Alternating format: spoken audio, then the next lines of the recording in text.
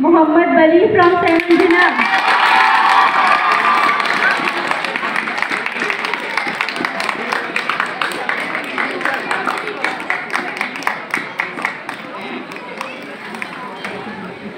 ये मेरे क्लास का बच्चा है जी।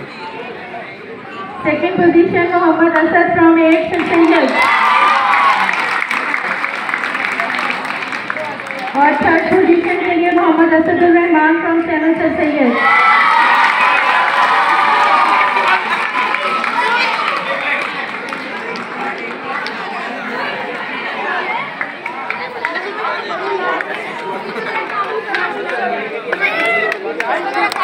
बली ये क्या लगा? हासिल की है 2 बच्चों ने, मोहम्मद उसैद जिया फ्रॉम 9th इकबाल और Muhammad Shahzeb Shahid from 10th Syed.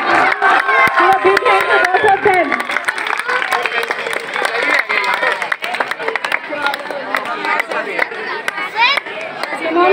Second position Sultan Ali from 8th Jinnah. Third position Kumail Abbas from 7th Sayyid.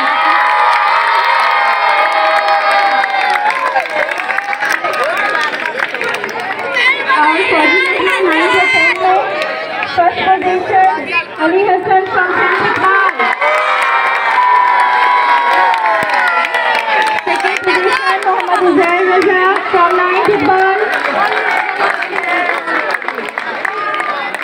And third position goes to Mohammad Ahmad Naveed from 10th Jinnah.